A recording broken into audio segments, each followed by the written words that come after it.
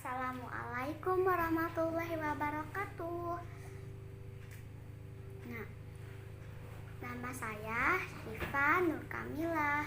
Saya kelas 2 SD. Hari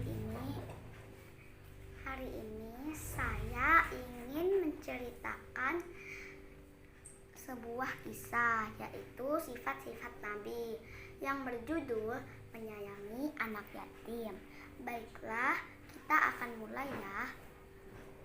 Nabi Muhammad SAW adalah orang yang sangat lembut hatinya. Salah satu contohnya adalah kepeduliannya yang luar biasa kepada anak-anak yatim. Beliau tak segan membantu dan memuliakan mereka. Saat Nabi baru hijrah ke Madinah, para sahabat Ansor berbondong-bondong memberikan hadiah. Namun, ada satu yang sangat istimewa. Seorang ibu dari kaum Ansor menyerahkan anak laki-lakinya sebagai hadiah. Dia memberikannya kepada Rasulullah untuk menjadi pelayan Rasulullah. Anak itu bernama Anas bin Malik. Saat itu Anas masih berusia 8 atau 10 tahun.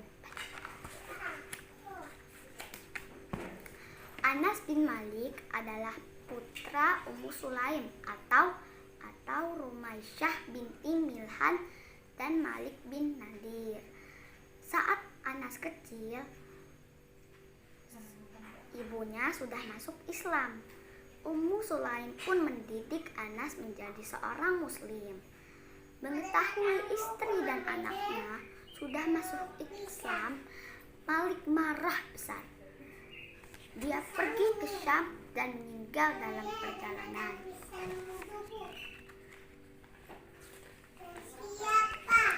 Nabi sangat senang mendapatkan hadiah itu. Dia mengelus lembut dan menatap Anas dengan penuh kasih sayang. Sejak saat itu, Anas tinggal di sisi Rasulullah SAW. Anas mendapatkan semua kasih sayang dan perhatian dari Rasulullah SAW. Walaupun pelayan, namun Rasulullah menganggapnya sebagai anak sendiri.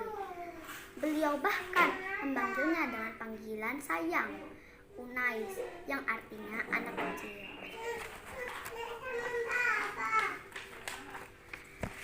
Selama tinggal bersama Rasulullah, Anas belajar banyak dan menjadi saksi atas kebaikan hati beliau.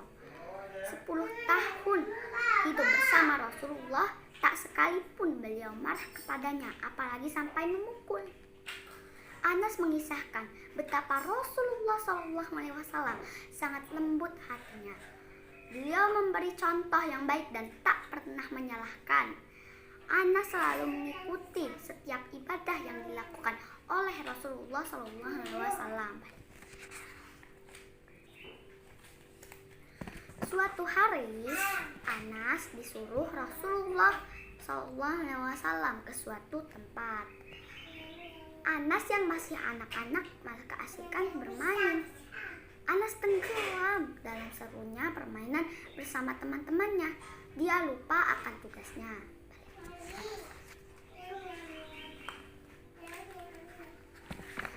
Saat asyik bermain, Anas merasakan ada seorang di belakangnya.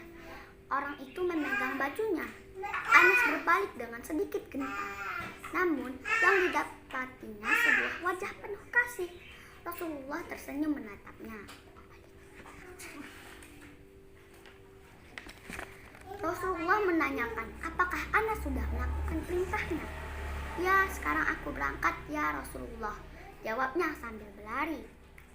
Nabi Muhammad SAW menatapnya sambil tersenyum. Beliau memaklumi Anas masih anak-anak.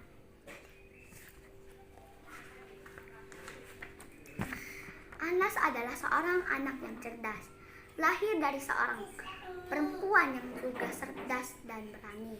Berkat didikan dan bimbingan Rasulullah, dia menjadi seorang muslim yang dermawan, kuat, dan soleh.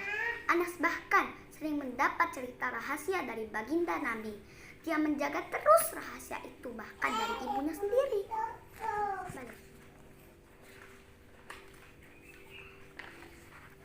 Anas sering membuat iri sahabat Nabi yang lain. Karena berada di sisi Rasulullah, Anas mendapatkan banyak ilmu dan bisa mengamati langsung kebiasaan Rasulullah tiap harinya. Karena itulah di masa tuanya, Anas menjadi tempat bertanya kaum muslimin yang mencari ilmu atau bertanya tentang kebiasaan dan cara ibadah Rasulullah SAW.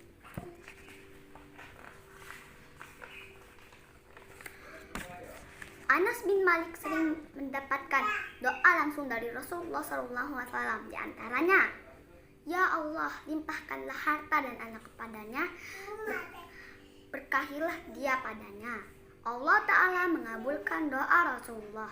Anas menjadi orang Ansor yang paling banyak hartanya.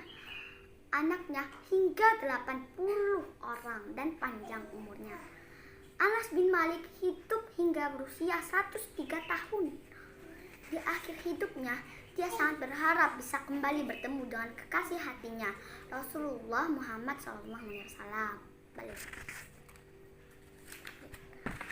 Begitulah kisah Anas bin Malik, seorang pembantu Rasulullah SAW yang sangat disayangi beliau seperti anaknya sendiri. Kasih sayangnya pada Anas yang seorang yatim sungguh tak perlu diragukan lagi.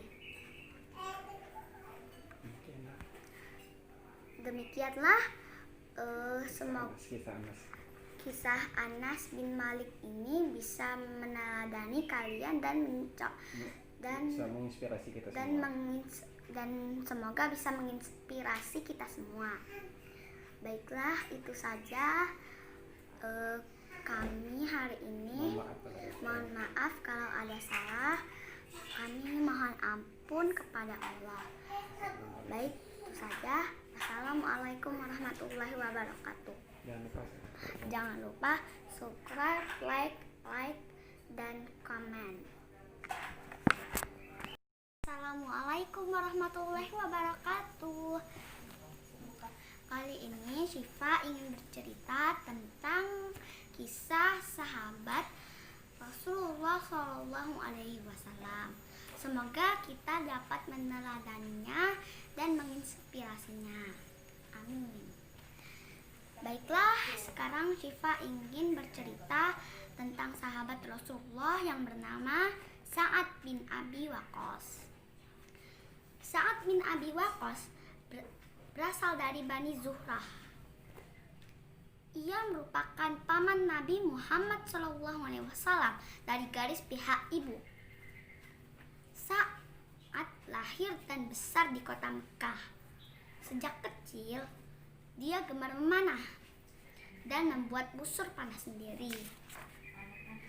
Sosoknya tidak terlalu tinggi, namun bertubuh tegap dan potongan rambut pendek. Orang-orang selalu membandingkannya dengan singa muda. Ia sangat benci pada agama kaumnya. Ia membenci praktik penyembahan berhala yang membudaya di Mekah saat itu. Kemudian Sa'ad bin Abi Waqqas masuk Islam. Dia adalah seorang sahabat yang paling awal memeluk agama ini. Keislaman Sa'ad mendapat tantangan keras dari keluarga dan anggota sukunya. Ibunya bahkan mengancamnya. Selama beberapa hari, ibu Sa'ad menolak makan dan minum. Ibunya hanya bersedia makan jika Sa'ad kembali ke agama lamanya. Sa'ad berkata, "Ibu, aku sangat mencintai ibu. Namun kecintaanku pada Allah Subhanahu wa Ta'ala dan Rasulullah SAW jauh lebih besar lagi." Mendengar keteguhan hati Sa'ad, sang ibu akhirnya menyerah dan mau makan kembali.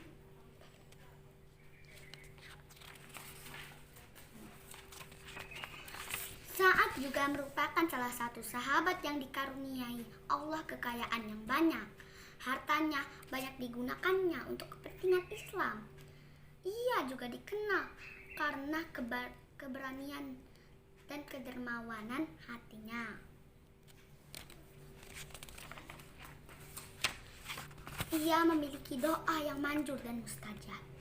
Semua doanya langsung dikabulkan oleh Allah Subhanahu wa taala. Rasulullah SAW pernah meminta kepada Allah Subhanahu wa taala agar doa saat menjadi doa yang mustajab dan tidak tertolak. Beliau SAW bersabda, "Ya Allah, tepatkan lemparan panahnya dan kabulkanlah doanya." HR Al-Hakim. Doa Rasulullah SAW ini menjadikan saat seorang prajurit pemanah yang hebat dan ahli ibadah yang terkabul doanya.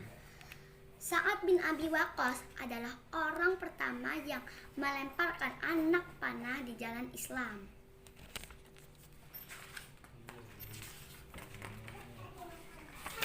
Ia ikut berjuang dalam perang Badar bersama saudaranya yang bernama Umair bin Waqqas.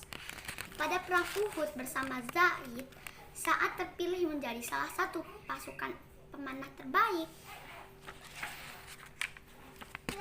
Sa'ad juga mendapat kepercayaan dari Umar bin Khattab yang menjadi khalifah saat itu memimpin perang Qadisiyah. Perang Qadisiyah adalah perang legendaris antara kaum muslimin melawan Majusi Persia.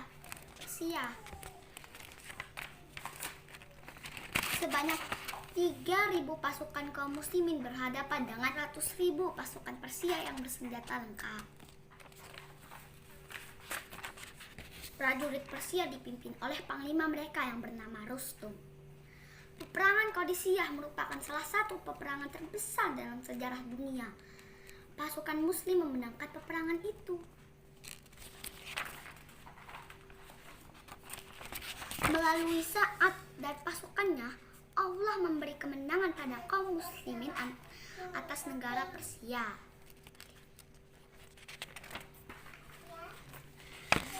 Saat hidup hingga usianya hampir 80 tahun.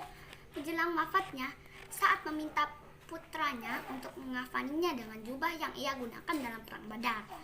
"Kafani aku dengan jubah ini karena aku ingin bertemu Allah Subhanahu wa taala dalam keadaan memakai pakaian ini," ujar Sa'ad kepada putranya.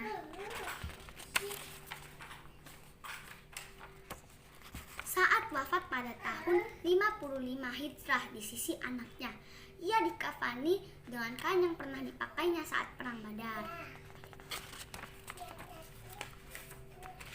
Sebagai seorang muslim, kita patut mencontoh Sa'ad bin Abi Waqqas radhiyallahu an.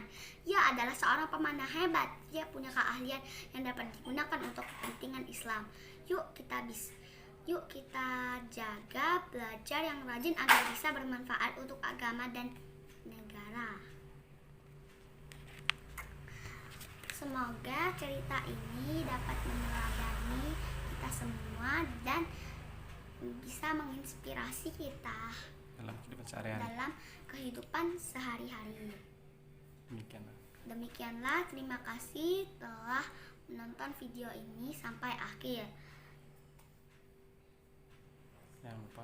Jangan lupa subscribe, like, dan komen.